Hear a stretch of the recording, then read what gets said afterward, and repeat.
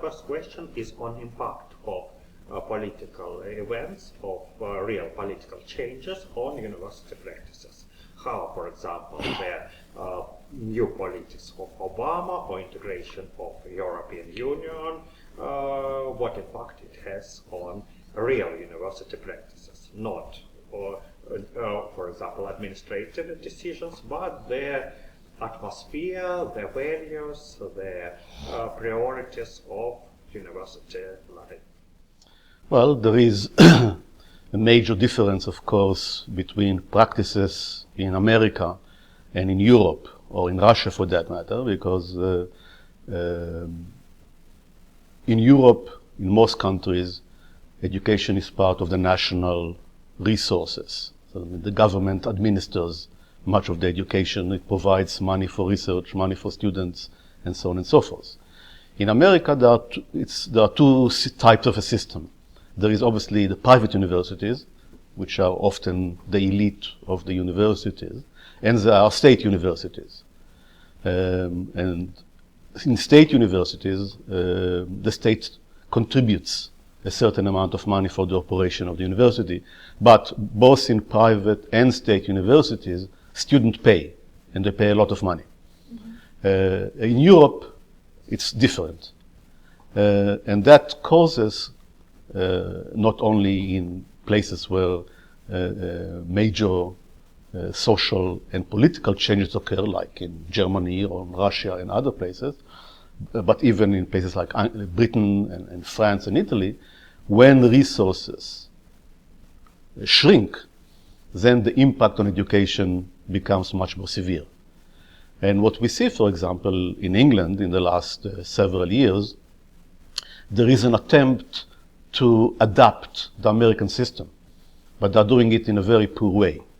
They believe that they can immediately abolish or almost abolish state contribution and expect students to be able to contribute. In America, we begin to save money for education of children when they're still babies, because we know it's going to cost a lot of money. If you want to go to Harvard, you have to spend $60,000 a year, which is a lot of money. So you have to begin saving very early on. I mean, the family has to, and then the student has to take loans in order to afford such education. So the major problem that I see, to come back to your question, is of resources.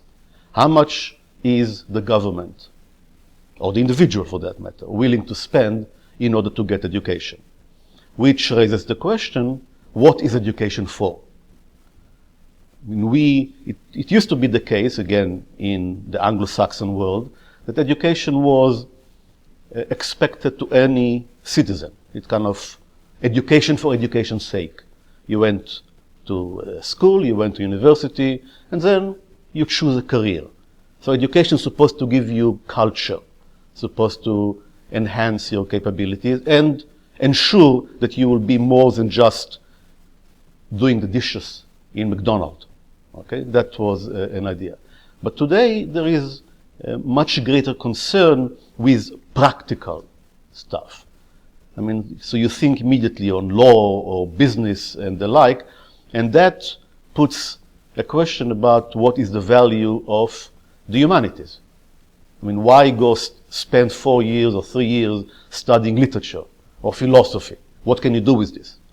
Right? So this is one of the problems that we face, at least in the last 5 to 10 years, when resources have shrunken and governments are unable to support education to the extent that they were able or willing to do before.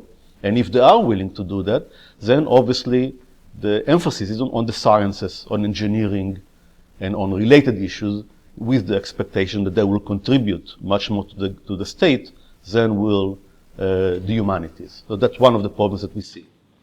And is there any aim to cultivate, so to say, public intellectuals or technocrats, or some public figure among scholars? Mm-hmm. What is the general image of the great, of the of a productive of scholar in society. what is politician, public person, or productive scholar as ideologist of pure science? Well, again, here we see a major difference between the United States and Europe. In Europe, still you have public intellectuals. I mean, you can have philosophers and literary figures that are, you find them in the newspapers, you find them in television, not in America. America, the idea of the public intellectual almost disappeared. Really? Yes.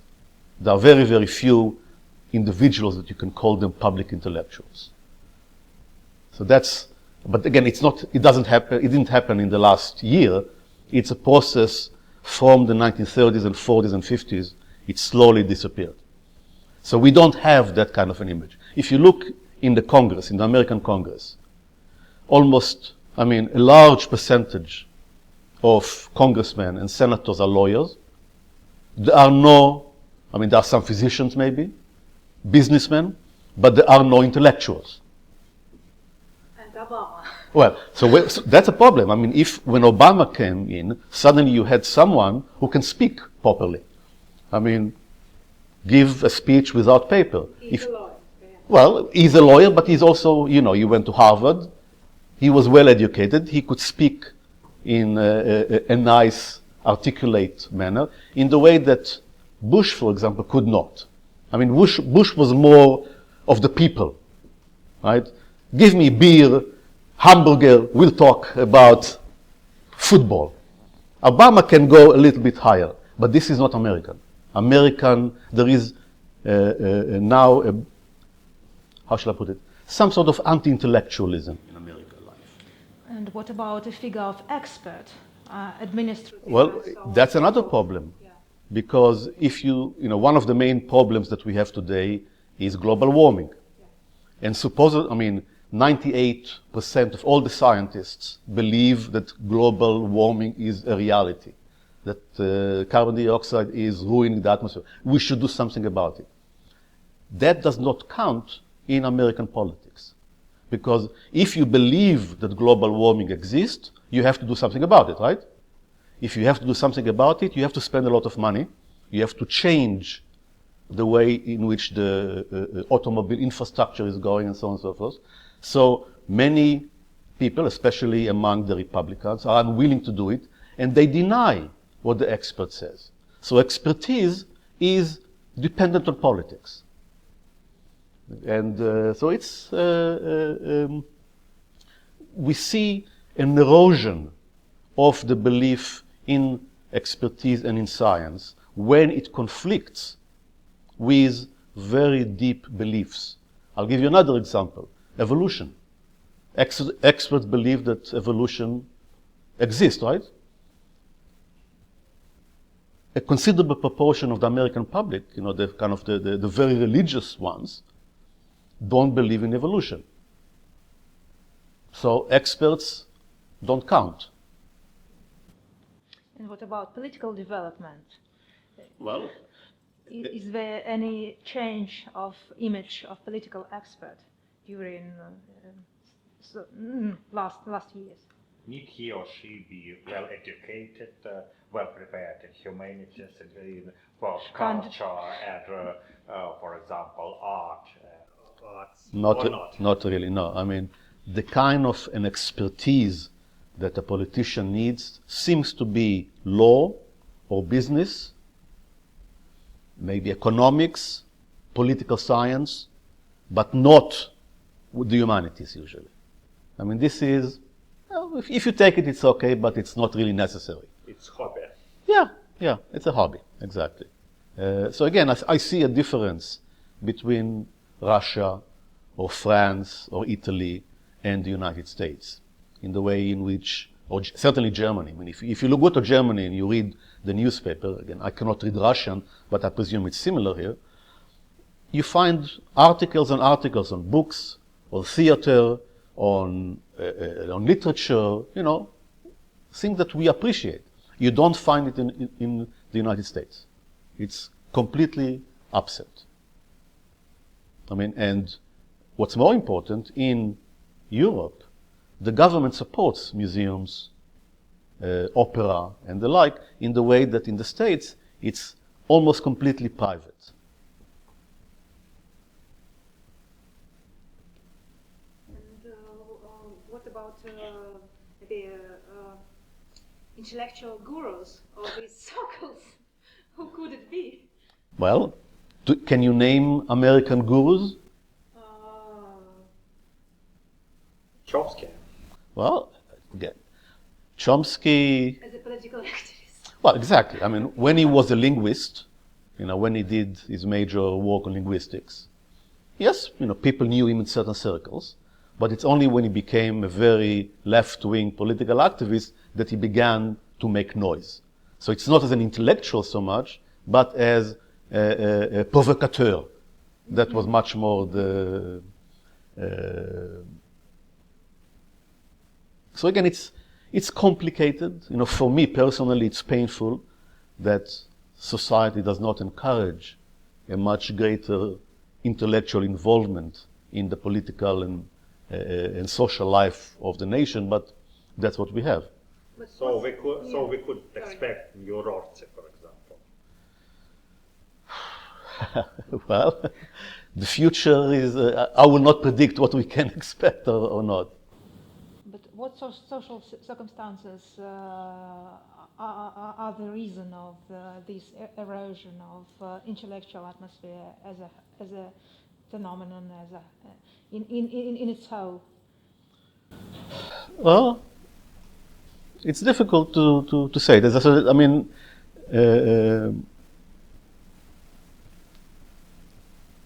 there was a historian by the name of Hofstadter who wrote a big, interesting book about a continuous strain of anti-intellectualism in American public. And it began when the United States or the American colonies were founded by Puritans who came from England. And then the idea is that religion is the only thing that matters. And so there are strains that go all the way back to the 17th century that discouraged the emergence of intellectuals in a way. So they came and go and went, but by the mid to late 20th century, there seemed to have occurred a general decline in the universities in the place of the humanities.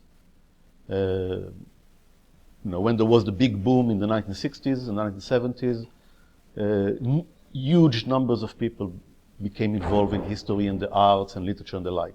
And that's steadily declining. And part of the reason is that Americans looking for practical things.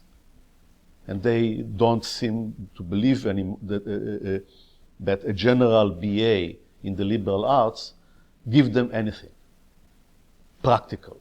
So the question is, if you pay so much money, what do you get out of it? And so it's become this kind of function that you don't really appreciate or believe in the utility of the humanities. And the humanities cannot flourish unless people respect them for their own sake. So that's I think, part of the problem. But if American democracy is a mission, how could a figure of intellectual be thinkable in this format? It couldn't.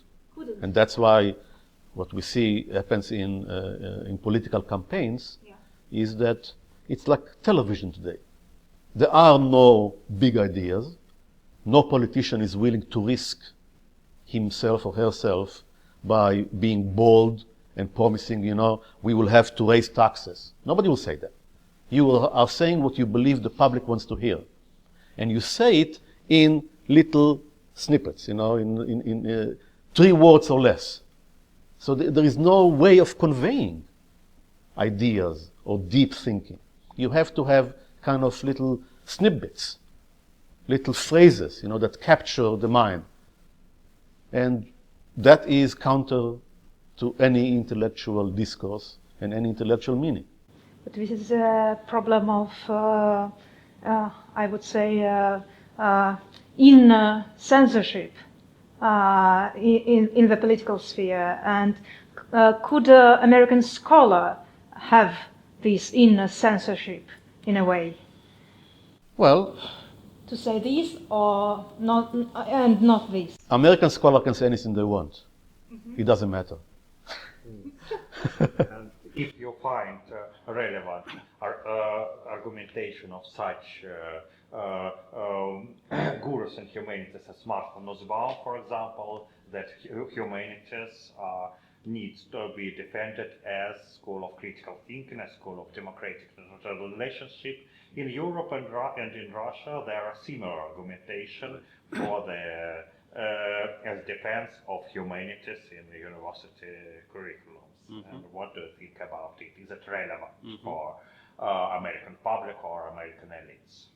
Well, you know, we have Martin Nussbaum and Anthony Grafton and quite a few other people that we recognize because we are in the system, and they make the arguments. I mean, we try to argue for the importance of the humanities, and some people may nod their head, but the test is, are they willing to pay the bill for that? Is the public willing to pay? And again, you are, at least now, in an enviable position because the government is willing to support it, right? I mean, I was talking to Elena and Irina yesterday, and HSC is an entity that is supported by the government. They believe in the mission of HSC, which is wonderful. I wish I could get money to found a center like this that will do, the history and social sciences and philosophy and the arts, and bring students to it and be endowed. It's almost impossible to do it as new entities. You have to go and get private money. And private money is not interested, usually, in such enterprises. So if you don't have a government that is supporting the system, and if you don't have individuals who are willing to pay for it, then that kind of humanity that you have here will decline, by definition. So that is the problem that we have. We have even a bigger problem. I mean, I teach at Caltech, at the California Institute of Technology, which is perhaps the most important scientific institution.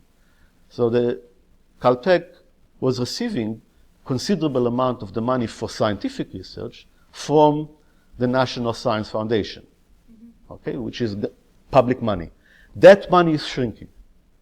And we already see in the future, in the next 5 or 10 years, when the resources are going to be quite diminished, because the amount of money that is given to such foundation is shrinking because of economic problems, and the cost to do science is so much higher. So we already see that many scientists are unable to get grants. I mean, they spend all their time writing grants instead of doing the research, okay? So that's a problem. And what will happen is that more and more scientists will stop doing research because they are unable to do it. Universities, I mean, the big university will stay, the Harvard and MIT and Caltech, Stanford, they will continue to do research, but perhaps other universities will not. So if then you ask the question, if you have X amount of dollars, where should that money go? Should it go to science or literature? You decide. That's the problem that we have.